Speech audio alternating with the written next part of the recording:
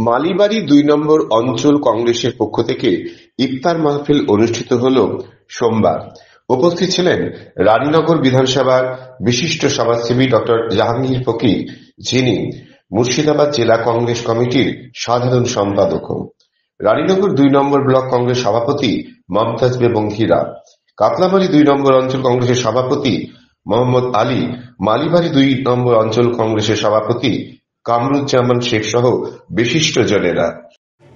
মাওলা, যে উদ্দেশ্যে যে আশাতে আমরা হাতে উঠিয়েছি, মাওলা সকলে স্বর্গ পূর্ণ করে দাও।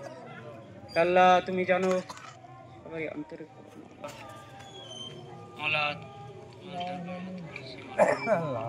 মাওলা আমাদের কবুল করে নাও।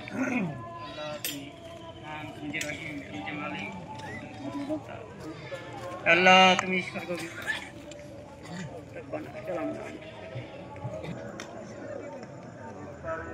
আল্লাহ তুমি ইফতারকে কবুল করে নাও।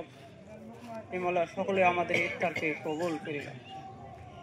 হে মাওলা, তুমি আগামী দিনে যে মাহে রমজান ঈদ উল ফিতর আসছে, মাওলা সঠিকভাবে সকলকে পূর্ণ করার তৌফিক দান করে দাও।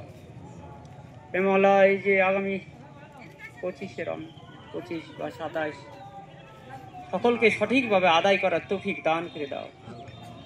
আল্লাহ আমিন। রব্বানা আতিনা ফিদ দুনিয়া